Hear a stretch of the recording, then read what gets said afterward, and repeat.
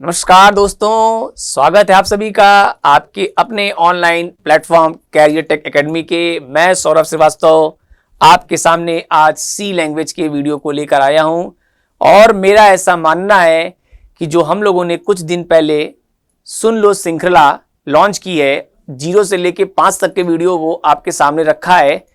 आपने उस वीडियो का पूरा फायदा लिया होगा और वो क्वेश्चंस आपके लिए बहुत इंपॉर्टेंट हैं।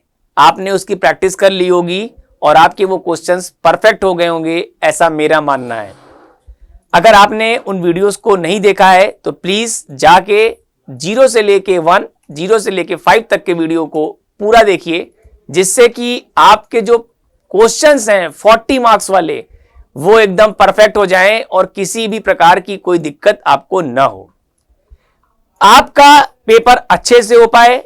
इसी के लिए आज हम अपने सी लैंग्वेज के वीडियो को लॉन्च कर रहे हैं। आज के वीडियो में हम सिर्फ बात करेंगे एलिमेंट्री नॉलेज की।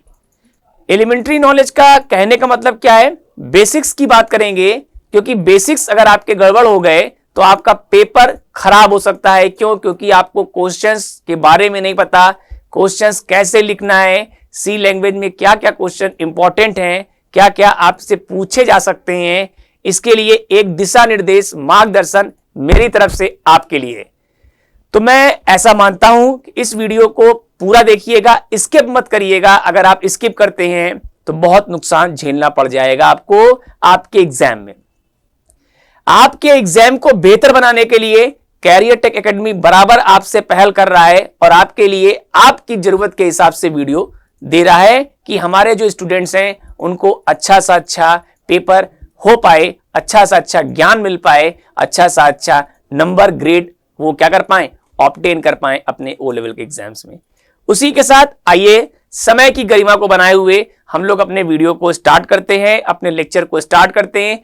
आपको क्या करना है, कॉपी पेन लेके रेडी हो जाना है कि जो जो चीजें हम यहां बताते जाएंगे उन चीजों को प्रैक्टिस कर लीजिए। पेपर आपके 2 दिन के बाद शुरू हो रहे हैं और पेपर आपका अच्छा हो, इसके लिए हम all the best all of you and ready to start अपना सी लैंग्वेज। ओके, चलिए आइए स्टार्ट करते हैं।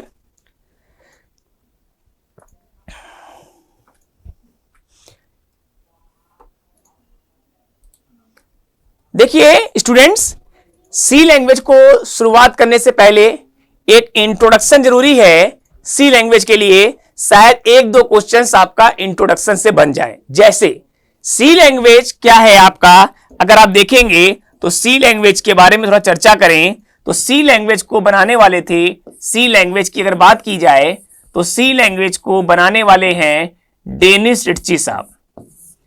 डेनिस रिट्ची साहब ने सी लैंग्वेज को बनाया है। कहां बनाया, AT&T Bell lab, AT&T Bell lab USA। C language is developed by Dennis Ritchie in AT&T Bell Lab USA। इन्हीं के द्वारा C लैंग्वेज को बनाया गया है। तो एक क्वेश्चन आपका पूछ सकता है एग्जाम्स में कि C लैंग्वेज के निर्माता कौन है, C लैंग्वेज को बनाने वाले कौन है। तो डेनिस रिट्ची बिल्कुल सही आंसर होना चाहिए। और कहां बनाया गया, AT&T बेल लैब USA में। क्लियर, 1-2 बार 3 बार ये क्वेश्चन पूछे जा चुके हैं अगर आप प्रीवियस ईयर के पेपर को देखेंगे तो। क्लियर है, इसी के साथ आगे बढ़ते हैं। अब देखिए, चलिए अब थोड़ा सा आगे बढ़ते हैं और बात ये करेंगे कि सी लैंग्वेज हम लोग जो स्टार्ट कर रहे हैं, ये लैंग्वेज में हम करेंगे क्या। इस लैंग्वेज में हम क्या करेंगे, प्रोग्रामिंग। हम क्या बनाएंगे, प्रोग्राम को हम बनाएंगे। तो प्रोग्राम बना के करेंगे क्या, सबसे पहला काम आप प्रोग्राम को कंपाइल करेंगे। क्या करेंगे, कंपाइल। तो सी लैंग्वेज के प्रोग्राम को कंपाइल करने के लिए शॉर्टकट की होता है Alt+F9। क्या होगा, Alt+F9। दूसरा जो काम होगा उस क्या होगा, रन। कंपाइल करने के बाद रन कराएंगे और रन कराने के लिए हमारा शॉर्टकट की होता है Ctrl+F9। एक नंबर यहां से भी बन सकता है कि सी लैंग्वेज में कंपाइल करने के लिए क्या शॉर्टकट की है और सी लैंग्वेज में रन करने के लिए क्या शॉर्टकट की है। ठीक है, अब दोनों में अंतर क्या है? देखिए, आप लोगों ने आईटी टूल्स पढ़ा होगा तो यह जाना होगा कि हमारे पास कंप्यूटर में जो लैंग्वेज है वो दो प्रकार की है। क्या क्या है? एक तो हाई लेवल लैंग्वेज है और दूसरी क्या है? लो लेवल लैंग्वेज है। ठीक, एक हाई लेवल लैंग्वेज है और दूसरी क्या है? लो लेवल लैंग्वेज है। हाई लेवल लैंग्वेज क्या होती है? जो मैं बोल रहा हूं अभी, आप कॉपी पे लिख रहे हैं, ये सब क्या है? हाई लेवल लैंग्वेज है। पर कंप्यूटर इसको नहीं समझता। कंप्यूटर क्या करेगा? समझता है लो लेवल लैंग्वेज, मशीनी भाषा। तो कंपाइल करने पे आपने जो प्रोग्रामिंग की हुई है इसको बोलते हैं सोर्स कोड। क्या बोलते हैं? सोर्स कोड को वो कन्वर्ट कर देगा किसमें? असेंबली लेवल लैंग्वेज में, या लो लेवल लैंग्वेज की बात करिए, किसमें कर देगा? असेंबली लेवल लैंग्वेज में कन्वर्ट कर देगा, या आप कहिए कि उसको वो लो लेवल लैंग्वेज में कन्वर्ट करेगा। क्लियर? और कन्वर्ट करने के बाद आप जब रन कराएंगे तो रन सोर्स कोड नहीं करेगा, रन क्या करेगा? आपका बाइट कोड। क्या रन करेगा? Byte code. इसीलिए जब आप अपने प्रोग्राम को कंपाइल कर लेंगे एक बार, तो कंपाइल करने के बाद जाके आप चेक करिएगा तो एक फाइल जनरेट हो चुकी होगी, EXE, एक्सिक्यूटेबल फाइल। आपने प्रोग्राम को जैसे ही कंपाइल किया होगा, कंपाइल करने पे .exe फाइल जनरेट हो गई होगी, और जब रन कराएंगे तो इसी फाइल को आप रन कराएंगे, ना कि आप अपनी सोर्स कोड वाली फाइल को रन कराएंगे। क्लियर है? तो कंपाइल कराएंगे, देन प्रोग्राम को रन कराएंगे, तब जाके हमको अपना आउटपुट दिखेगा। क्लियर? चलिए आगे बढ़ते हैं। थोड़ा सा जितनी जानकारी जरूरत की है उतना काम हम लोग कर रहे हैं, और पूरा प्रयास करेंगे कि आपको बढ़िया से बढ़िया हम लोग क्या कर पाए? ज्ञान दे पाए। क्लियर? चलिए आगे बढ़ते हैं। अब देखिए, हमने बताया कि सोर्स कोड को आप कंपाइल कराएंगे, फिर बाइट कोड को आप रन कराएंगे, रन कराने के बाद आपका आउटपुट होगा। हो सकता हो आपसे कोई मिस्टेक हो गई हो। मिस्टेक्स मतलब एरर। क्या मतलब है? एरर। तो इसका मतलब क्या है कि हमारे जो कंप्यूटर में हम लोग प्रोग्राम रन करा रहे हैं उसमें कोई एरर हो सकती है। एरर क्या हो सकती है? एरर हो सकती हो वो सिंटेक्स एरर हो। क्या हो? Syntax error. सिंटेक्स एरर का मतलब क्या है कि आपने लिखने में कोई गलती की हो, सिंटेक्स एरर। या दूसरी अगर हम बात करें तो रन टाइम एरर हो सकती है। रन टाइम एरर का मतलब क्या है? आपके प्रोग्राम के लिखने में गड़बड़ी नहीं है, बट रन टाइम का मतलब क्या हुआ? आपने जो आउटपुट दिया वो गलत दिया। ठीक है, मतलब लॉजिकल एरर है टाइप की। आपका प्रोग्राम तो सही चल रहा है बट आपका लॉजिक कहीं गड़बड़ है, तो लॉजिकल एरर हो गई। क्लियर? कि आपकी लॉजिक लगाने में कहीं मिस्टेक्स हो रही है, वो लॉजिकल एरर है। तो हमारे पास एरर कंपाइल टाइम होगी और क्या होगी? रन टाइम एरर होगी। कंपाइल टाइम एरर मतलब हो गया सिंटैक्टिकल एरर। आपके लिखने में मिस्टेक है तो कंपाइल टाइम एरर बताएगा, और आपके लॉजिक में मिस्टेक है तो रन टाइम एरर होगी। मतलब प्रोग्राम सही है, प्रोग्राम रन कर रहा है, बट मिलने वाला आउटपुट सही नहीं है, तो कंपाइल टाइम एरर हो सकती है और रन टाइम एरर हो सकती है। स्टूडेंट्स, यहां पे एक जानकारी आपके लिए। एरर, एरर से क्वेश्चन आता है, बनता है मेरे दोस्त, मेरे स्टूडेंट, एरर से क्वेश्चन बनता है। ध्यान रखिएगा, आपके सिलेबस में कुछ एरर्स दी होंगी। हम यहां पे संभव नहीं है कि एक वीडियो में सारे एरर्स को डिस्कस कर पाएं, लेकिन आपके एग्जाम्स में एरर से एक क्वेश्चन बनता है। एक क्वेश्चन बनता है, आप पढ़ के जाइएगा, एक बार नजर मार लीजिएगा कि हां एरर से कहीं क्वेश्चन ना आ जाए, तो एक बार अपने बुक में देख लीजिएगा, क्योंकि इस छोटे से वीडियो में बहुत ज्यादा हम डिस्कस नहीं कर सकते, लेकिन मैंने आपको एक इंटीमेशन दे दिया है कि एरर से क्वेश्चन बनता है और पूछा गया है, पूछ सकते हैं, इसलिए एरर को पढ़ के जाइएगा। क्लियर? आइए आगे बढ़ते हैं।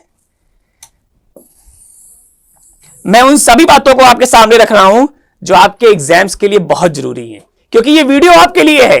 ये आपके वीडियो आपके लिए बनाया गया है। इतना मेहनत कर रहा है कौन? कैरियर टेक एकेडमी सिर्फ आपके लिए कर रहा है। वीडियो को स्किप मत करिएगा, वीडियो को पूरा देखिएगा। चलिए आगे बढ़ते हैं। अब मैंने बताया कि आपके प्रोग्राम में एरर हो सकता है, एरर को डील करेंगे तो प्रॉब्लम सॉल्व हो जाएगी, वो बात की बात हो गई। अब एरर से क्वेश्चन बनता है, वो बात की बात हो गई, वो बता दिया मैंने। आइए स्टार्ट करेंगे क्या। अब देखिए आपके पास अगर आप यहां पे देखेंगे तो हम लोग जो प्रोग्राम बनाएंगे, ठीक है, जो प्रोग्राम बनाएंगे तो ऐसा तो नहीं है कि आपने कह दिया हमने प्रोग्राम बना दिया। हम पहले क्या करेंगे, उस प्रॉब्लम को सॉल्व करने का क्या करेंगे, एक प्रोसीजर फॉलो करेंगे। आपने कहा कि सर हमने एक प्रॉब्लम है 2 नंबर को जोड़ना। अरे भाई आपने कह दिया हम बना देंगे क्या, मजाक थोड़ी है। हम उसको कैसे बनाएंगे, 2 नंबर कौन से होंगे, क्या 2 नंबर कैसे पाएंगे उन सारे चीज का हम क्या बनाएंगे, एक procedure, step by step procedure, जिसको हम लोग बोलते हैं यहां पे एल्गोरिदम। क्या बनाएंगे, एल्गोरिदम। मतलब किसी प्रॉब्लम को सॉल्व करने का स्टेप बाय स्टेप प्रोसीजर जो फाइनाइट नंबर ऑफ स्टेप्स में होगा। क्यों बोल रहा हूं, क्योंकि 2 line, 10 line, 15 line, 25 line, 30 line में वो प्रॉब्लम सॉल्व हो जाएगी, या इससे ज्यादा भी लाइन हो सकती है, बट जो स्टेप्स होंगे वो क्या होंगे, फाइनाइट नंबर ऑफ स्टेप्स होंगे, और उस फाइनाइट नंबर ऑफ स्टेप्स में उस प्रॉब्लम को हम सॉल्व कर देंगे। तो किसी प्रॉब्लम को सॉल्व करने का step by step procedure, well defined procedure जो फाइनाइट नंबर ऑफ स्टेप्स में होगा, उसको हम लोग बोलते हैं एल्गोरिदम। क्लियर। एक क्वेश्चन एल्गोरिदम से भी बनता है, पूछा गया है, एल्गोरिदम से क्वेश्चन पूछा गया है क्या, what do you mean bye algorithm and defined is characteristics. जैसे हमने क्या बताया कैरेक्टरिस्टिक्स में, एक होता है फ्लेक्सिबिलिटी, दूसरी अनएम्बिगुअस, तीसरी हमने क्या बताया, फाइनाइटनेस। ऐसी तमाम कैरेक्टरिस्टिक्स एल्गोरिदम्स की होती हैं। ये भी आपके बुक में दिया होगा, मैंने 3 यहां बता दिया है, क्योंकि मैं बहुत ज्यादा आपको यहां पे इतना डिटेल में नहीं बता सकता, लेकिन हमको बहुत लंबा वीडियो डिस्कस करना है सी लैंग्वेज का, लेकिन मैं वो हर एक जानकारी आप तक देने का प्रयास कर रहा हूं कि आपका पेपर अच्छा हो, क्वेश्चन कहां कहां से उठ सकते हैं। क्लियर है। अब कुछ देर मैंने आपसे कहा कि हमने आपसे यह कहा कि किसी प्रॉब्लम को सॉल्व करने का step by step procedure well defined manner में लिखा गया है, जो फाइनाइट नंबर ऑफ स्टेप्स में होगा, वो आपकी एल्गोरिदम हो गई। अगर इसी को हम ग्राफिकल फॉर्म में क्या करें, रिप्रेजेंट करें, अगर हम क्या करें, अपने जो प्रोसीजर है इस प्रोसीजर को ग्राफिकल फॉर्म में रिप्रेजेंट करें, तो यहां पे हम लोग उसको नाम देते हैं फ्लो चार्ट। Flow chart. और फ्लो चार्ट में हम लोग क्या करते हैं, कुछ सिंबल्स होते हैं, उन सिंबल्स का उपयोग करके किसी प्रॉब्लम को सॉल्व करने का एक ग्राफिकल रिप्रेजेंटेशन करते हैं। मतलब उसको ग्राफिकल फॉर्म में रिप्रेजेंट करते हैं कि कैसे वो प्रॉब्लम सॉल्व होगी, उसी को हम लोग बोलते हैं फ्लो चार्ट। तो फ्लो चार्ट से एक क्वेश्चन बनेगा, फ्लो चार्ट से एक क्वेश्चन बनेगा। यहां पे हर चीज के लिए नोटेशंस यूज किए जाते हैं। जैसे मैं कहूं कि हमारे पास एक होता है डिसीजन बॉक्स। क्या होता है, डिसीजन बॉक्स। जो कंडीशन होगी वो यहां पे लिखी जाएगी, आप जो कंडीशन लिखेंगे वो कंडीशन होगी, और अगर ट्रू हो गया तो कंडीशन, और अगर फॉल्स हो गया तो कंडीशन। आपने कहा सर ट्रू हो गया तो आगे प्रोसीड करेगा, और अगर फॉल्स होगा तो कहीं और जाएगा या टर्मिनेट हो जाएगा। तो ये डिसीजन बॉक्स है। ऐसे ही हमारे पास स्टार्ट बॉक्स है राउंडेड शेप में, स्टार्ट एंड एंड बॉक्स है, हमारे पास प्रोसेस बॉक्स है, इनपुट आउटपुट बॉक्स है। ऐसे तमाम नोटेशंस का उपयोग किया जाता है कहां पे, फ्लो चार्ट बनाने में। तो एक क्वेश्चन फ्लो चार्ट से भी बन सकता है, और पूछा गया है। अगर आपको कोई डाउट है तो आप नाइलिट की साइट पे जाके ओल्ड क्वेश्चन पेपर को डाउनलोड करके देखिएगा कि मैं कितना सही, मैं कितना गलत। आपको मालूम चलेगा कि लास्ट 5 साल के पेपर को आप खोलिएगा, क्या क्वेश्चन फ्लो चार्ट से नहीं आया है, क्या क्वेश्चन एल्गोरिदम से नहीं आया है, क्या क्वेश्चन एरर से नहीं आया है, पूछा गया है। मैं बता रहा हूं आपको कि आपकी जानकारी के लिए कि क्वेश्चन बनते हैं, बनाए गए हैं, पूछे जाते हैं। इसलिए ऐसे टॉपिक्स को छोड़ के जाना बुद्धिमानी का काम नहीं है। तो हर वो टॉपिक मैं यहां डिस्कस कर रहा हूं, बता रहा हूं कि इन टॉपिक्स को आप कवर कर लीजिए, क्योंकि 2 दिन आपके पास क्या है, शेष हैं पेपर स्टार्ट होने में। क्लियर है? चलिए आगे बढ़ते हैं।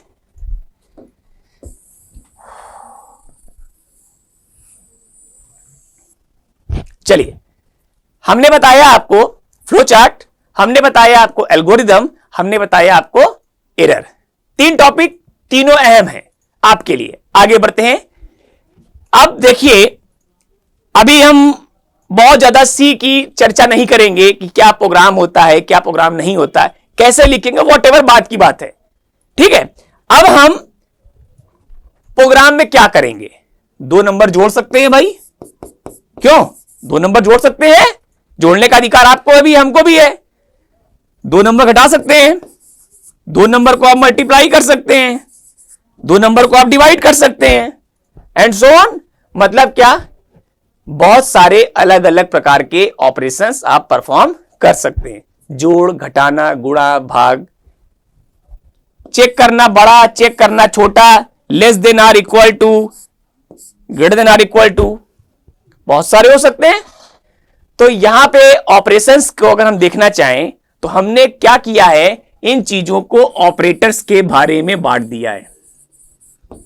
मतलब सी लैंग्वेज में बहुत सारे अलग अलग प्रकार के ऑपरेटर होते हैं, जैसे bitwise operator, assignment operator, relational operator, logical operator, arithmetic operator, and so on. एक क्वेश्चन ऑपरेटर से बनता है, इंपॉर्टेंट फिक्स है क्या? Give the difference between assignment operator and bitwise operator. Give the difference between logical operator और bitwise operator. Give the difference between assignment operator and give the difference between logical operator, etcetera. कोई भी 2 operator के बीच वो आपसे अंतर पूछ सकता है। कह देगा कंडीशनल ऑपरेटर और लॉजिकल ऑपरेटर में क्या अंतर है, ठीक है? कह देगा आपसे बिटवाइज ऑपरेटर और कंडीशनल ऑपरेटर में क्या अंतर है। तो आप ये पूर्ण रूप से जान लीजिए कि एक क्वेश्चन आपके एग्जाम्स में ऑपरेटर के रूप में आता है, आया हुआ है। पिछले वर्ष के पेपर उठा के आप देख लीजिएगा कि मैं कितना सही, मैं कितना गलत। अगर आपको लगता है कि मैं झूठ बोल रहा हूं तो वीडियो मत देखिए, आपके लिए नहीं है ये वीडियो। सिर्फ उनके लिए है जो इंपॉर्टेंट क्वेश्चंस को फॉलो करना चाहते हैं, जिनके पास समय कम है, लेकिन हम चाहते हैं कि कम समय में हमारा लाभ ज्यादा हो। तो ये वीडियो पूरा देखिए, आपको वो हर एक टॉपिक कवर कर रहा हूं जो आपके एग्जाम्स में बहुत इंपॉर्टेंट है। क्लियर है? चलिए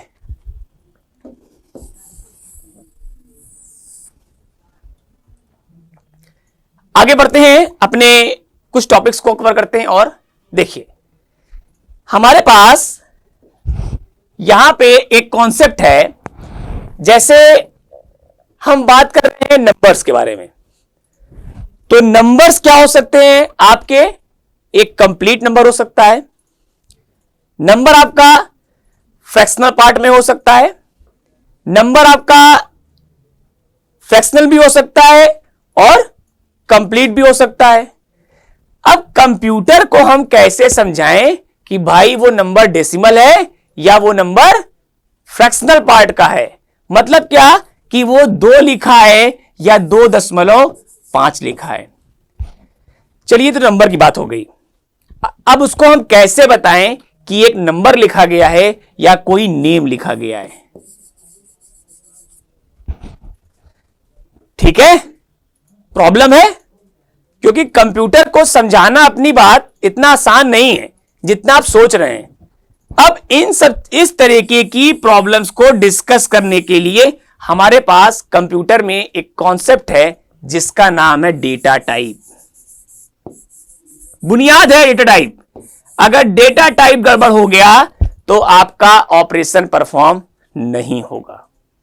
बुनियाद है, न्यू है, क्योंकि आप जो ऑपरेशन परफॉर्म करेंगे वो कोई ना कोई डेटा होगा, और डेटा में ही गड़बड़ी है मतलब दशमलव में अगर आपने 0.5 को गायब कर दिया तो 0.5 की एरर आपको झेलनी पड़ेगी। क्लियर? तो यहां पे एक कॉन्सेप्ट आया डेटा टाइप। डेटा टाइप क्या करता है? Data type provides description of value. Value के बारे में डिस्क्रिप्शन प्रोवाइड करता है कौन? Data type. कैसे? ये एक पूर्ण संख्या है, ये एक पूर्ण संख्या है और ये एक दशमलव का अंक है और ये एक स्ट्रिंग लिखा गया है, टेक्स्ट लिखा गया है।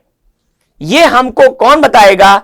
हमको नहीं, हम बताएंगे कंप्यूटर को कि भैया ये क्या है? एक कंप्लीट नंबर है, ये क्या है? एक दशमलव का अंक है, ये क्या है? एक टेक्स्ट लिखा गया है। तो ये चीज हम कंप्यूटर को बता सकें, इसी के लिए हमारे पास क्या है? Data type. मतलब data type provides description of value या टाइप ऑफ डेटा। तो अगर कोई कंप्लीट नंबर की बात करेंगे तो हम लोग यहां पे यूज करेंगे आईएनटी। क्या यूज करेंगे? आईएनटी। आईएनटी क्या है? एक डेटा टाइप का एग्जाम्पल है। ठीक है कि अगर हम कंप्लीट नंबर की चर्चा कर रहे हैं तो हम लिखेंगे आईएनटी। अगर मैं चर्चा दशमलव के अंक की कर रहा हूं तो मैं यहां पे लिखूंगा फ्लोट। क्या लिखूंगा? फ्लोट। मतलब अगर हम कोई दशमलव का अंक यूज कर रहे हैं तो हम लिखेंगे फ्लोट।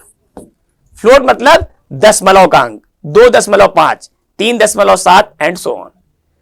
अगर हम कोई टेक्स्ट लिख रहे हैं तो अगर जैसे ए बी सी या ABC लिख रहे हैं तो हम यहां पे यूज करेंगे अपना कैर। क्या यूज करेंगे? कैर। एक डेटा टाइप है जिसको बोलते हैं कैरेक्टर टाइप। क्लियर? तो ऐसे कुछ डेटा टाइप्स हम यूज करते हैं, किस लिए? जो ये बता पाए कि हम किस टाइप करेंगे data type. Data type computer में निर्धारण करेगा कि कौन वैल्यू किस प्रकार की है। क्लियर? चलिए आगे बढ़ते हैं थोड़ा सा।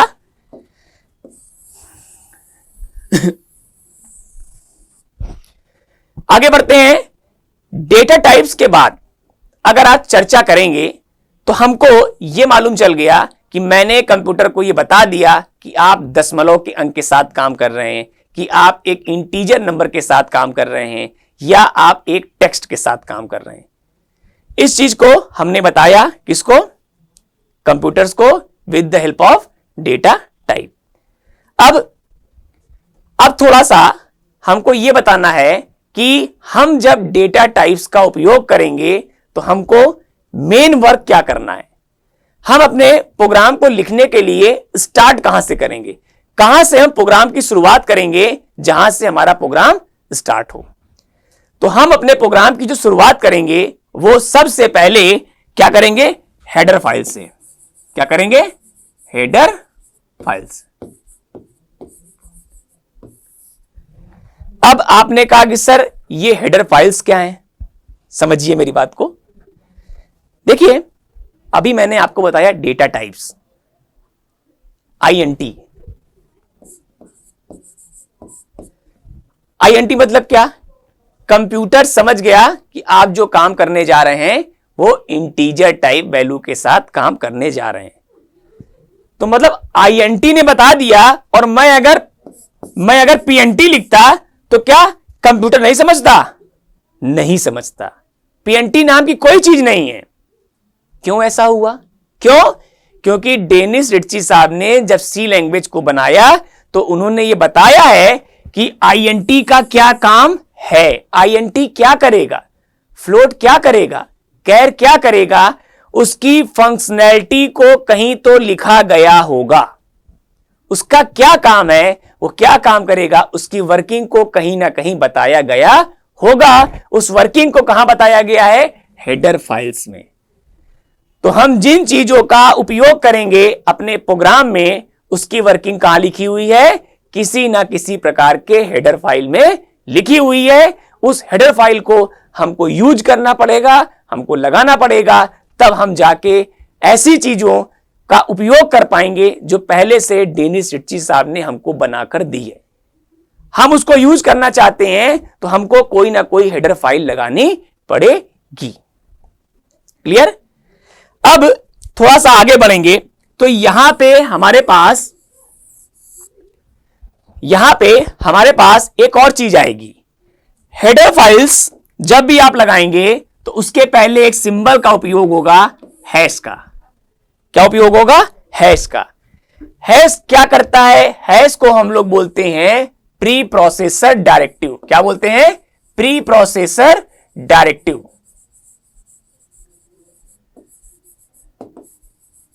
आपसे एग्जाम्स में पूछ सकता है what do you mean bye hash. Hash को क्या बोलते हैं या हैश का क्या मतलब होता है, तो आप बताइएगा कि हैश को हम लोग क्या बोलते हैं? Pre processor directive. क्लियर? अब हम कुछ चीजों का उपयोग करेंगे तो हमको कोई ना कोई हेडर फाइल लगानी पड़ेगी। तो हेडर फाइल को कहां लगाएंगे, कैसे लगाएंगे? तो हमको अपने प्रोग्राम को रन कराने के लिए, कंपाइल कराने के लिए एक प्लेटफॉर्म चाहिए जहां पे हम अपने सोर्स कोड को लिखेंगे, देन कंपाइल कराएंगे और फिर क्या कराएंगे? रन कराएंगे। तो हम जिस को यूज करेंगे उसका नाम है टर्बो C++। क्या नाम है? Turbo C++। क्या नाम है? Turbo C++। ठीक है, टर्बो C++। आपने कहा सर आप तो C++ की बात कर रहे हैं और हमको पढ़ा सी रहे हैं। तो C++ के जो प्रोग्रामिंग है उसमें हम लोग C के कोड को आसानी से रन करा सकते हैं, कोई प्रॉब्लम नहीं है। टर्बो क्या है? Turbo is the name of compiler that will compile your source code to transform into machine code.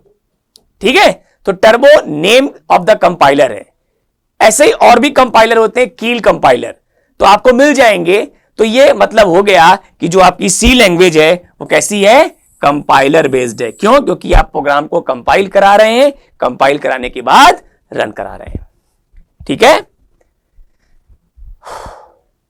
ठीक है, चलिए आगे बढ़ते हैं। अब मैंने आपसे यह कहा कि C लैंग्वेज के बारे में हमको एक जानकारी मिली। क्या? Header files. सर हमने हेडर फाइल्स को लगा लिया, आगे बढ़ना है। आगे क्या करना है?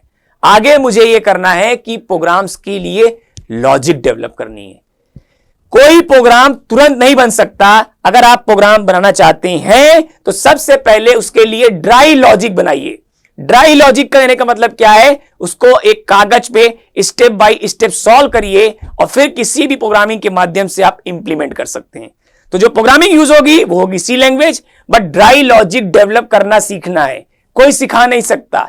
जितनी आपकी सोच, जितना आप काम सोच रहे हैं वही आपकी ड्राई लॉजिक है। तो ड्राई लॉजिक को डेवलप करना आना चाहिए। और ये कैसे आएगा? ये तभी आएगा जब आपको C लैंग्वेज में हर एक चीज का मतलब पता हो कि कौन सी चीज क्या काम करती है। हर एक चीज के बारे में पता होगा, तब जाके आप उसको यूज कर पाएंगे। क्यों? क्योंकि वो डिसाइड करेगा कि उसका उपयोग वहां पे होना है या नहीं होना है। अगर उपयोग होना है तो बेहिचक बेधड़क यूज करिए, अगर उपयोग नहीं होना तो उसको यूज मत करिए। क्लियर है? चलिए, अब हमने आपसे बार बार बात कर रहे हैं प्रोग्रामिंग, तो पहले कुछ लिस्ट ऑफ प्रोग्राम आपको बता देते हैं जो एग्जाम्स में पूछे गए। फिर हम बनाएंगे, क्योंकि प्रोग्राम में तो बहुत समय लगेगा बनाने में और बहुत सारी चीजों का इस्तेमाल होगा। लेकिन मैं अभी आपको वो इंपॉर्टेंट प्रोग्राम बता दे रहा हूं जो प्रोग्राम्स एग्जाम्स में पूछे गए हैं। देखिए, एक प्रोग्राम आपका पूछ सकता है क्या? सबसे पहला प्रोग्राम पूछ सकता है प्राइम नंबर। हम बनाएंगे, लेकिन कुछ देर बाद बनाएंगे, और कुछ या हो सकता हो अपना जो वीडियो 2 लॉन्च करेंगे उसमें बनाएंगे। क्यों? क्योंकि ये बहुत आगे की चीज है, बट एग्जाम्स के लिए समय नहीं है। लेकिन मेरी बात आपको अच्छी लगे, मेरा जो भी प्रयास है वो आपको फायदा दे जाए, इसलिए मैं अभी से आपके लिए क्या कर दे रहा हूं? प्राइम नंबर और जो प्रोग्राम्स पूछे गए हैं वो पूछे जाएं और तैयार हो जाएं। अब देखिए, प्राइम नंबर क्या होते हैं? जो 1 से और सेल्फ से कट जाएं। अब इसमें क्या क्या बन सकता है? पहले तो कह सकता है चेक कि नंबर प्राइम है या नहीं। दूसरा, 2 नंबर दे देगा, उसके बीच में कुल कितने प्राइम नंबर हो सकते हैं। या 2 नंबर दे दिया, कोई भी रैंडम दे दिया और कह देगा कि काउंट करो कि इसमें ये नंबर कितनी बार डिवाइड हो गया, एंड सो ऑन। इस तरीके से वो क्वेश्चंस को घुमा फिरा के कई तरीके से घुमा फिरा के क्वेश्चन पुट अप कर सकता है। क्लियर? एक क्वेश्चन आपका बन सकता है आर्मस्ट्रॉन्ग नंबर। क्या बन सकता है? Armstrong number.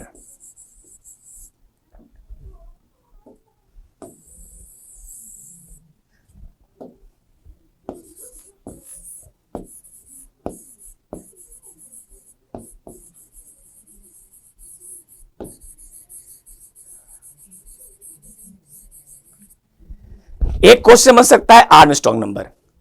दूसरा क्वेश्चन क्या बन सकता है? तीसरा क्वेश्चन बन सकता है Fibonacci series. Fibonacci series, Fibonacci series. ये सारे क्वेश्चंस आपको बुक में मिल जाएंगे। आपको ये सारे क्वेश्चंस बुक में मिलेंगे कि पूछे गए हैं या नहीं। Fibonacci series. चौथा क्वेश्चन पूछ सकता है, वो यह पूछ सकता है कि swapping of two variables, swapping of two variables without using third variable. यह सबसे अहम बात है। विदाउट यूजिंग थर्ड वेरिएबल, बिना तीसरे वेरिएबल को इस्तेमाल किए आप दो वैल्यू को स्वैप करा दीजिए। Without using third variable.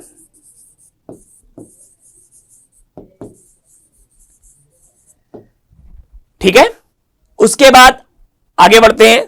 अगर आपने नोट कर लिया हो, नोट कर लीजिए। अब मैं आगे बढ़ता हूं थोड़ा सा।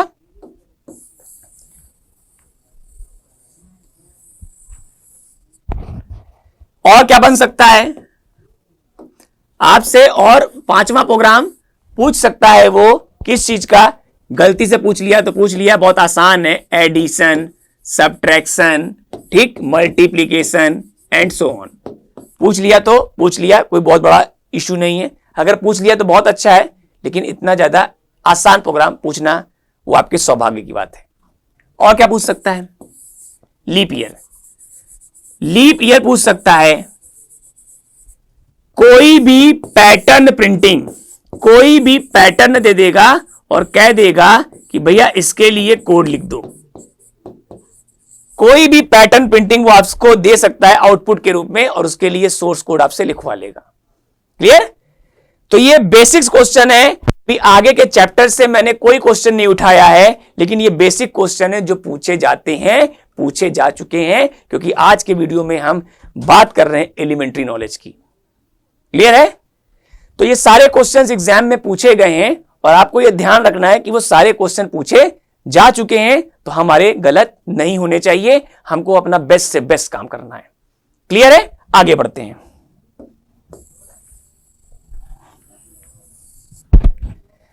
देखिए, मैंने आपके सामने 4-5 टॉपिक कवर किया, और वो टॉपिक्स आप तक पहुंचाया कि आपका फायदा हो सके। एक कॉन्सेप्ट और होगा, स्टोरेज क्लास। स्टोरेज क्लास से एक क्वेश्चन बनता है। स्टोरेज क्लास से एक क्वेश्चन बनता है। पढ़ के जाइएगा। 1 नंबर के क्वेश्चन में वो पूछ सकता है, और लिखने में पूछ लिया तो बहुत ही अच्छी बात है। आप लिख दीजिएगा, 5 नंबर फ्री का मिल जाएगा आपको, अगर सही लिखेंगे तो। स्टोरेज क्लास से क्वेश्चन पूछे जाते हैं, टिक वाले में भी, ट्रू फॉल्स में भी, मैच द फॉलोइंग में भी, और फिल इन द ब्लैंक्स में भी। तो एक क्वेश्चन स्टोरेज क्लास से भी बनता है। आगे बढ़ते हैं। आगे बढ़ेंगे। अब हमने आपको अभी कुछ ऐसा नहीं बताया कि आप क्या करना चाहते हैं और क्या करना नहीं चाहते। अगर आप छोटे से बड़े का चुनाव, बड़े से छोटे का चुनाव, मतलब कौन बड़ा कौन छोटा, कौन कम कौन ज्यादा, इस तरीके की कंडीशन संबंधी कार्य करना चाहते हैं, तो कंडीशन के लिए हमारे पास 2 स्टेटमेंट है यहां पे अपने सी लैंग्वेज में। एक है आपका इफ, एक आपका इफ है, और एक स्विच। इफ एल्स है और आपका स्विच केस। ठीक, ये 2 कंडीशनल स्टेटमेंट भी आपके बुक में बहुत अच्छे से दिए होंगे कि अगर आपको कंडीशन संबंधी कार्य करना है तो आप इफ का प्रयोग कर सकते हैं, और अगर कोई मीनू बेस्ड प्रोग्रामिंग चाहते हैं करना, लेकिन यहां भी कंडीशन चेक होती है, क्योंकि हम लोग अपने स्विच में चॉइस को पास करते हैं, यहां पे, तब जाके वो उसी पर्टिकुलर केस पर क्या करा देता है, जंप करा देता है। तो चेक करता है कहां पर्टिकुलर केस लगा हुआ है, तो इसको भी हम लोग कंडीशन स्टेटमेंट की श्रेणी में ही रखते हैं। एक क्वेश्चन बनता है कि what do you mean by conditional statement and how we can perform a condition to check whether it is greater than और लेस देन और इक्वल टू, व्हाटएवर जो भी वो कह रहा है वो आपको दे सकता है। तो कंडीशन की एक बार नजर मार लीजिएगा, कॉपी पे देख के जाइएगा कि कंडीशन स्टेटमेंट क्या क्या होते हैं और कौन कौन से होते हैं। नाम तो बता दिया मैंने, पर उसको लिखने का तरीका भी कुछ देर बाद आएगा, क्योंकि अभी हम प्रोग्रामिंग पे फोकस कर ही नहीं रहे। अभी मैं वो हर एक टॉपिक आपके लिए आपको दे रहा हूं जो आपके लिए जरूरी है। क्लियर है? तो हम अपने हर एक टॉपिक को आप तक पहुंचाने का प्रयास कर रहे हैं कि समय कम है, समय के अंदर हमें कम से कम टॉपिक तो मिल जाए। जो व्यक्ति नहीं पढ़ पाया है, कोई प्रॉब्लम रही है, कोई समस्या रही है, तो उसके लिए हमको क्या हो जाए, कम से कम क्या हो जाए, ये जानकारी हो जाए कि क्या क्या पढ़ लें जिससे कि मेरा पेपर पास हो जाए। ठीक है, चलिए आगे बढ़ते हैं। आगे बढ़ेंगे। अब इसी के आगे एक मिलेगा कॉन्सेप्ट लूप। ठीक है ना, लूप आपको मिलेंगे। लूप का मतलब क्या है? अगर आपने एक स्टेटमेंट लिख दिया और उसको नंबर ऑफ टाइम्स आप क्या चाहते हैं, एग्जीक्यूट करना चाहते हैं, तो उसको लूप के अंदर कर दीजिए।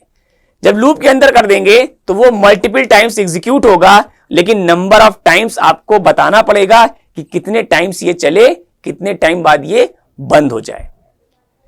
तो हमारे पास लूप के लिए यहां पे दो प्रकार के लूप होते हैं। एक होता है इंटर कंट्रोल लूप और एक होता है इंटर कंट्रोल लूप। एक होता है इंटर कंट्रोल लूप, बाकायदा इसी नाम से पूछेंगे एग्जाम में, इंटर कंट्रोल लूप। और दूसरा होता है एग्जिट कंट्रोल लूप। दूसरा आपका होता है एग्जिट कंट्रोल लूप।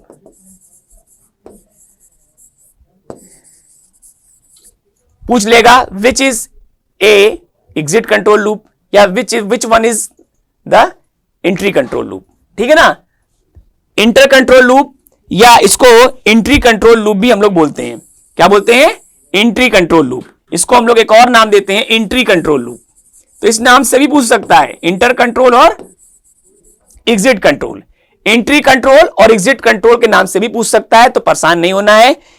वो दो लूप कौन से हैं जिनको हम बात कर रहे हैं? देखिए, एक लूप होता है हमारा व्हाइल का लूप, ये, और एक लूप होता है हमारा फॉर का लूप। ये दो लूप हमारे एंट्री कंट्रोल लूप है, और एक लूप हमारा है डू व्हाइल, जो हमारा एग्जिट कंट्रोल लूप है। डू व्हाइल में एक चीज बहुत इंपॉर्टेंट है और एग्जाम्स में एक नंबर में पूछा गया है, वो क्या कि डू व्हाइल कम से कम कितने टाइम्स चलता है।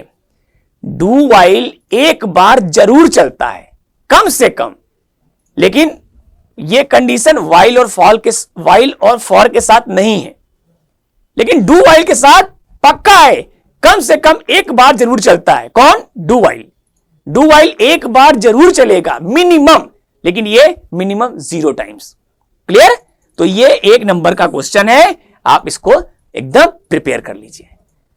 आगे बढ़ते हैं अपने नए वीडियो में, नए लेक्चर में देखेंगे कुछ प्रोग्राम्स के बारे में, लेकिन यहां पे वो हर क्वेश्चन कवर किए जा रहे हैं जो आपके एग्जाम्स के लिए बहुत इंपॉर्टेंट है, क्योंकि समय कम है। इसी समय में इस पेपर को क्या करना है, पास करना है। तो कम से कम वो टॉपिक डिस्कस करे जाएं जो हमारे लिए बहुत इंपॉर्टेंट है, जिनको हम 48 आवर्स में पढ़ लें और एग्जाम्स में दें, तो एग्जाम्स हमारा क्या हो जाए, पास हो जाए। इसी के साथ मैं आपके सामने लगा हुआ हूं, आप वीडियो को पूरा देखिए, डोंट स्किप मत करिएगा। चलिए आगे बढ़ते हैं। आगे बढ़ेंगे, बहुत इंपॉर्टेंट कॉन्सेप्ट जिसको आप छोड़ नहीं सकते। अगर आप छोड़ के जा रहे हैं तो मतलब आप नुकसान कर रहे हैं, तो फिर नुकसान आप ही भुगतेंगे। इसलिए मैं कह रहा हूं कि वो सारे टॉपिक्स कवर करिए। बहुत इंपॉर्टेंट कॉन्सेप्ट है एरे। एरे का मेन यूज क्या है? देखिए, एरे का मैं यूज बता दे रहा हूं, होता क्या है। जैसे मैंने आपसे कहा कि आपको 10 नंबर जोड़ने हैं, तो 10 नंबर के लिए आपको कम से कम 10 अलग अलग वेरिएबल्स लेने पड़ेंगे। मुझे 100 नंबर जोड़ना है, तो मुझे कम से कम 100 अलग अलग वेरिएबल्स लेने पड़ेंगे। मैंने कहा मुझे 50,000 नंबर जोड़ने हैं, तो क्या आप 50,000 अलग अलग वेरिएबल्स लेंगे? 50,000 ज्यादा हो गया, मैं बात कर लेता 500 नंबर की। तो मैं क्या 500 नंबर के लिए मैं अलग अलग वेरिएबल्स लूंगा? ये तो बुद्धिमानी नहीं है। अगर यही काम अगर मैं मल्टीपल वैल्यू को एक ही वेरिएबल में स्टोर कर लूं तो काम अच्छा है या बुरा, इसका जवाब आप कमेंट के रूप में देंगे कि मैं सही कह रहा हूं या गलत। आपको लगता है कि यह बात फायदेमंद है कि एक वेरिएबल में मल्टीपल वैल्यू को कैसे स्टोर करेंगे? ओवरलैप कर जाएगी। तो हम लोग क्या करेंगे, अपने वेरिएबल को एक डायग्राम के माध्यम से बांटेंगे और कहेंगे कि हर एक वैल्यू को एक पोजीशन पे ले जाएंगे, हर एक वैल्यू को एक पोजीशन पे ले जाएंगे। पोजीशन की इंडेक्सिंग होगी 0 1 2 3 4 5 एंड सो ऑन n-1। कहां तक होगी? n-1 तक होगी। और यह बात याद रखिए, इसका कोई नाम आपको देना पड़ेगा क्योंकि यही वो वेरिएबल है जो मल्टीपल वैल्यू को स्टोर कर रहा है। क्लियर? अब आप हर एक लोकेशन पे अलग अलग वैल्यू को स्टोर कर सकते हैं। That is the benefit of array. But problem क्या है? प्रॉब्लम यह है कि एरे जो है वो स्टैटिक है। स्टैटिक इन द सेंस कि अगर आपने कह दिया एरे 30 वैल्यू को होल्ड करेगा तो फिर वो 30 वैल्यू ही होल्ड करेगा। अगर आप चाहेंगे कि 50 वैल्यू को होल्ड कर लें तो नहीं करा पाएंगे। क्यों? क्योंकि आपने एरे की साइज 30 रखी है, फिर आपको एरे की साइज चेंज करना पड़ेगा। तो आपने कहा कि सर जब आपको पता है कि ज्यादा वैल्यू स्टोर करनी है तो एरे की साइज को टू लार्ज करें। चलिए कर दिया, एरे की साइज को हमने क्या कर दिया? 1000। और अगर आपने एंट्री की सिर्फ 50 की तो जो 950 मेमोरी स्पेस खराब हो रहा है उसका जिम्मेदार कौन? नहीं समझ में आएगा आपको। एक आपके बर्थडे पार्टी की बात कर लेते हैं। आप बर्थडे पार्टी की बात कर रहे हैं कि सर हमने बर्थडे पार्टी ऑर्गेनाइज की है, 100 लोग को इनवाइट किया है। मैंने कहा बहुत अच्छी बात है, मैं आऊंगा। पर जब आपने 100 लोग का अरेंजमेंट किया तो उसमें से सिर्फ कितने लोग आए? 20 लोग आए, 80 लोग नहीं आए। तो जो 80 लोग का वेस्टेज हुआ उसका नुकसान किसको झेलना पड़ा? आपको। जो 80 लोग का अरेंजमेंट आपने किया था, जो वेस्टेज ऑफ फूड्स हुए हैं, जो डिनर का नुकसान हुआ है, वो आपको झेलना पड़ेगा। तो यहां भी सेम वही प्रोसीजर है। कम करें और ज्यादा लोग हो गए तो प्रॉब्लम, ज्यादा करें कम लोग हो गए तो प्रॉब्लम। क्यों? क्योंकि एरे की साइज को हम बाद में बदल नहीं सकते। रन टाइम पे एरे की साइज को हम बदल नहीं सकते तो वेस्टेज होना तय है। इसीलिए कह रहे हैं स्टैटिक। क्यों? क्योंकि ये प्री डिफाइंड, एरे की साइज को बाद में बदल नहीं सकते। क्लियर है? अब एरे है क्या फिर? दूसरी बात, अगर आपने कहा सर यहां 14, यहां 15, यहां 13, यहां 14, यहां 20 और यहां 25, क्या ऐसा संभव है क्या 13.5 कर ले? नेवर एट ऑल, कभी नहीं कर सकते आप ये काम। अगर आपने सिर्फ और सिर्फ कंप्लीट नंबर की बात की है तो ये सिर्फ कंप्लीट नंबर होल्ड करेगा। अगर आपने दशमलव की बात की है तो सिर्फ और सिर्फ दशमलव की बात करेगा, और कैरेक्टर की बात की है तो सिर्फ और सिर्फ कैरेक्टर की बात करेगा, उसके अलावा कुछ नहीं लेगा। इसका मतलब एरे क्या है? होमोजीनियस। होमोजीनियस मतलब होता है एक जैसा, कि सिर्फ एक जैसी वैल्यू को लेगा। अगर आपने एरे को बता दिया कि नहीं तुम केवल और केवल कंप्लीट नंबर रखोगे तो कंप्लीट नंबर के साथ आप डेसिमल का अंक नहीं दे सकते, आप text and so on. In value का क्या है? एक सेट मतलब समुच्चय, सिर्फ एक टाइप की वैल्यू। कुछ सिमिलैरिटी है। सिमिलैरिटी क्या है? सारे कंप्लीट नंबर हैं, सारे डेसिमल नंबर हैं, सारे टेक्स्ट हैं। तो आप कंफ्यूज मत होइए, एरे होमोजीनियस होता है। Array finite number of steps finite number of values को ही कंटेन करेगा, उसकी साइज होगी। तो प्रॉपर साइज के हिसाब से ही वो वैल्यू क्या करेगा? अपने अंदर होल्ड करेगा। क्लियर? अब एरे में कौन कौन से ऑपरेशन परफॉर्म कर सकते हैं? बहुत इंपॉर्टेंट क्वेश्चन बनेगा। चलिए, एरे में बहुत इंपॉर्टेंट क्वेश्चन बनेगा आपका क्या? ऑपरेशन से, कि कौन कौन से ऑपरेशन आप परफॉर्म कर सकते हैं। तो एरे में 6 ऑपरेशन होते हैं जो हम लोग परफॉर्म कर सकते हैं। वो कौन कौन से हैं? सबसे पहला ऑपरेशन है ट्रावर्सल। ट्रावर्सल माने होता है विजिट करना, मिलना। दूसरा क्या है? दूसरा इंसर्ट, एरे में वैल्यू को इंसर्ट करना। तीसरा क्या है? डिलीट। चौथा क्या है? मर्ज, दो अलग अलग एरे को मिला के एक करना, मर्ज कहलाता है। पांचवा आपके सामने है सॉर्टिंग, एरे की वैल्यू को अरेंज करना छोटे से या बड़े से क्रम में। और पांचवा के बाद छठा नंबर है सर्च।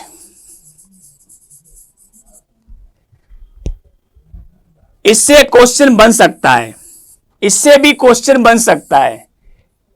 इससे तो क्वेश्चन बना है, आया है, पूछा गया है सॉर्टिंग, मतलब एक एरे दे देगा, कह देगा उसकी वैल्यू को छोटे से बड़े क्रम में या बड़े से छोटे क्रम में क्या करिए? सेट करिए। इसके लिए एक सी प्रोग्राम बना दीजिए। सर्च, सर्च में आपके पास दो टेक्निक आएगी। दो टेक्निक कौन कौन सी आएगी? एक आएगा लीनियर सर्च और एक आएगा बाइनरी सर्च। एक आएगा लीनियर सर्च और एक आएगा बाइनरी सर्च। लीनियर सर्च क्या होता है? जहां पे डेटा कम मात्रा में होता है वहां पे ये फायदा पहुंचाएगा, फास्ट होगा। लेकिन अगर डेटा बहुत ज्यादा है तो वहां पे लीनियर सर्च स्लो हो जाता है। वहां पे हम यूज करते हैं बाइनरी सर्च, जो हमारा डिवाइड एंड कॉन्क्वेर अप्रोच पे बेस्ड है कि एरे को सब एरे में, फिर सब एरे को अगेन सब एरे में, फिर सब एरे को अगेन सब एरे में हम लोग डिवाइड करते चले जाते हैं। देन अपनी स्ट्रेटजी को सॉल्व करके चेक करते हैं कि how to check number is present और नॉट। सर्च ऑपरेशन सिर्फ इतना ही नहीं बताता कि वैल्यू प्रेजेंट है या नहीं। अगर वैल्यू प्रेजेंट है तो वो क्या करेगा? उस लोकेशन को रिफ्लेक्ट करेगा जिस पोजीशन पे वैल्यू पड़ी हुई है।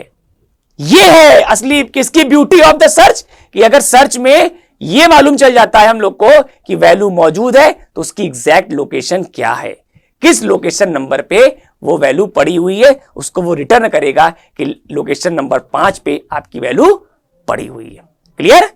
तो ये बहुत इंपॉर्टेंट क्वेश्चन है, छोड़ नहीं सकते। अगर आप छोड़ रहे हैं तो आप नुकसान कर रहे हैं, तो नुकसान नहीं करना है, यही तो उद्देश्य है। नुकसान करने के लिए वीडियो बना रहे हैं क्या? मत देखिए। अगर नुकसान हो रहा है तो वीडियो मत देखिए, वीडियो बिल्कुल मत देखिए, तुरंत बंद करिए। लेकिन हम नुकसान नहीं चाहते। कैरियर टेक एकेडमी आपका नुकसान नहीं चाहता, आपका फायदा चाहता है। इसीलिए हर एक टॉपिक डिस्कस किए जा रहे हैं कि वो टॉपिक्स जो हमारे एग्जाम्स के लिए बहुत इंपॉर्टेंट है, हमको फायदा पहुंचाएंगे, वो हमको चाहिए। क्लियर? आगे बढ़ते हैं। मेरी बातों को आप बाद में सोचेंगे कि साथ सर का टॉपिक्स देख लिए होते तो हमको पेपर फायदा पहुंचा जाता। तो मैं कह तो रहा हूं, वीडियो क्यों स्किप कर रहे हैं आप? वीडियो को पूरा देखिए। आगे बढ़ते हैं। एक क्वेश्चन जबरदस्त बनेगा। एरे के अगर टाइप्स में जाएं तो एक आएगा 2D एरे, 2 डायमेंशनल। और 2 डायमेंशनल में आपके 3 ही प्रोग्राम पूछे गए हैं। और उन तीनों में सबसे ज्यादा प्रोग्राम इंपॉर्टेंट है मैट्रिक्स मल्टीप्लिकेशन। भैया मत छोड़ के जाना, एक बार देख के चले जाना, शायद यही प्रोग्राम एग्जाम्स में आ जाए। बहुत इंपॉर्टेंट है, कई बार पूछा गया है, एक बार प्रैक्टिस कर लेना, गलत नहीं होना चाहिए। क्योंकि यह प्रोग्राम छोटे मार्क्स में नहीं आएगा, यह प्रोग्राम बड़े नंबर में आएगा, यह मेरा वादा है। क्योंकि भैया पेपर उठाइए, देखिए पीछे साल के पेपर, आपको दिख जाएगा कि मैट्रिक्स मल्टीप्लिकेशन पूछा गया है या नहीं। और ध्यान दीजिएगा, मैट्रिक्स का मल्टीप्लिकेशन रो के साथ कॉलम में होता है, तो लूप सही लगाना है। हम आपसे पूरा प्रयास कर रहे हैं, यह क्वेश्चन बहुत इंपॉर्टेंट है। इसी के साथ एक और होगा ट्रांसपोज। सिंगल मैट्रिक्स में ट्रांसपोज की अगर हम बात करें, यह क्वेश्चन पूछा गया है कई बार एग्जाम्स में। क्यों छोड़ के जा रहे हो? नुकसान करना है क्या? कर लो नुकसान फिर आप। हम तो यहां आपको अच्छी चीज जानकारी दे रहे हैं, आप नुकसान के चक्कर में पड़े। क्यों छोड़ रहे हो भैया? एक बार देख लो, समझ में आ जाएगा। क्या करना है? रो के लूप को बाद में कर देना है, कॉलम के रूप को पहले कर देना है, वैल्यू रो से कॉलम में कन्वर्ट हो जाएगी और आपका ट्रांसपोज का प्रोग्राम बन जाएगा। कोई बड़ा इश्यू नहीं है, ठीक है? तो ये दो प्रोग्राम यहां से बनेंगे। इसके बाद एक बहुत इंपॉर्टेंट टॉपिक, स्ट्रक्चर।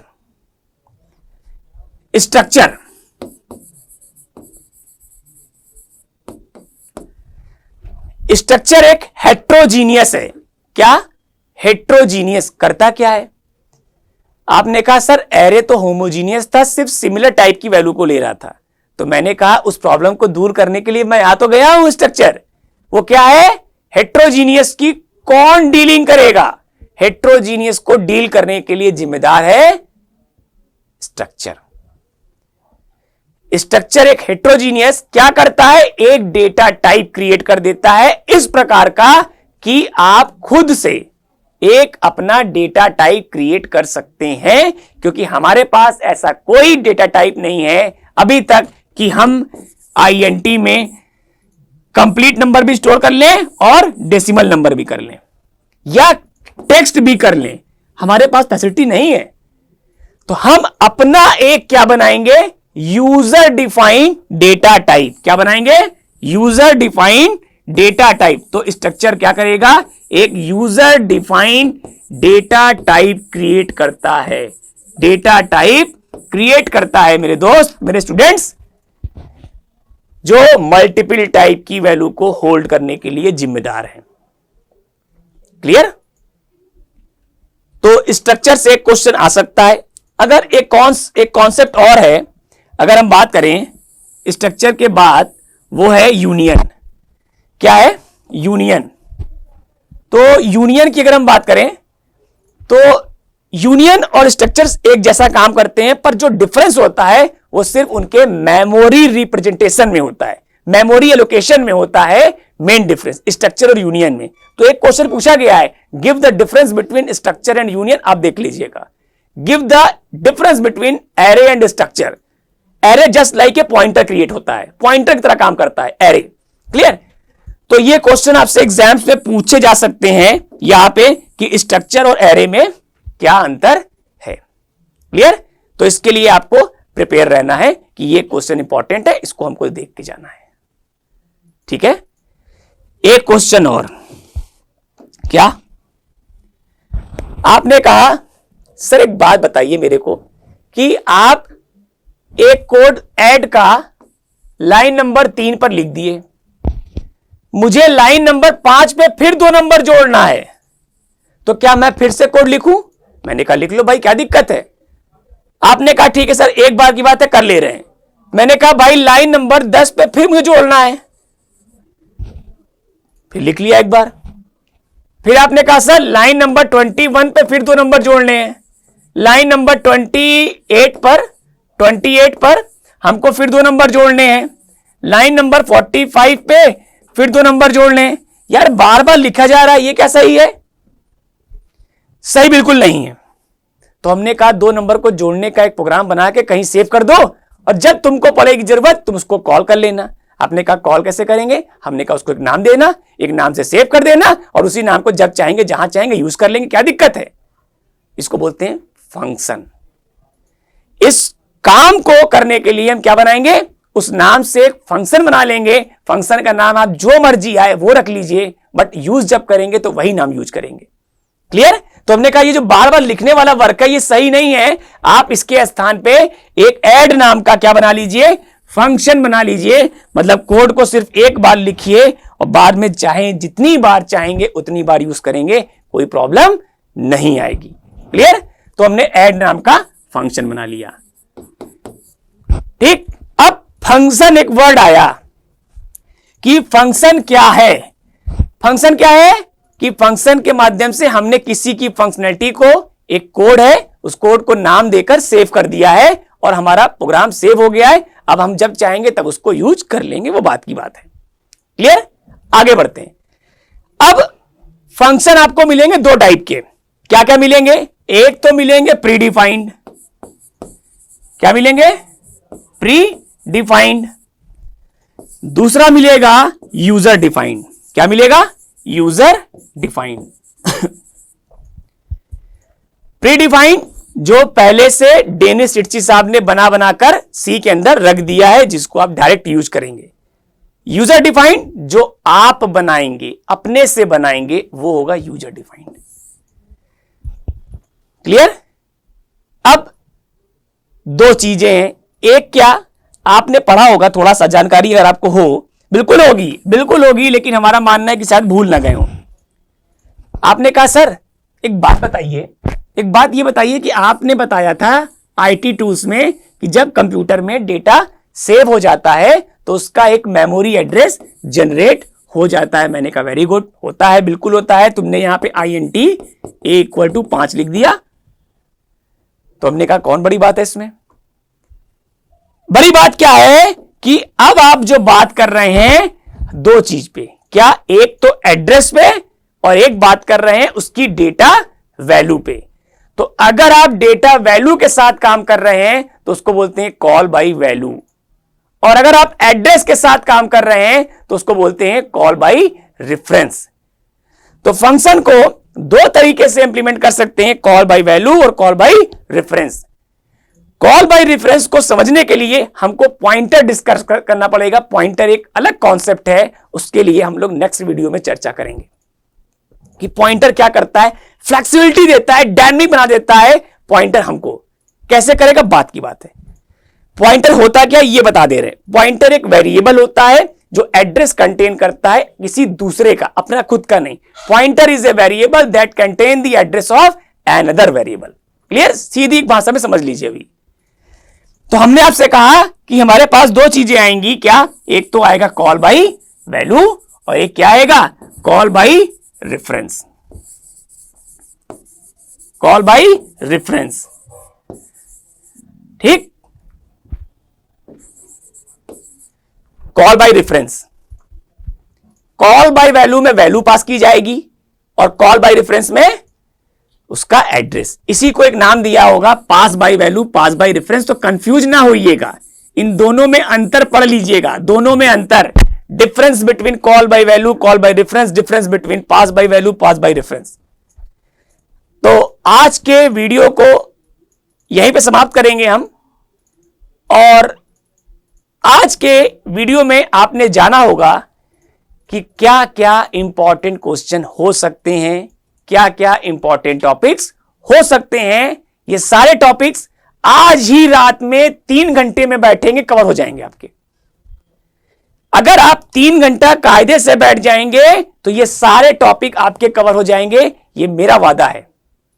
लेकिन आज का ये टॉपिक कवर हो जाना चाहिए, तभी आपको फायदा मिलेगा, क्योंकि एग्जाम्स के लिए टाइम नहीं है हमारे पास। कल कुछ नया डिस्कस करेंगे और फिर आपको नया होमवर्क मिल जाएगा, होमवर्क आपके खुद के लिए।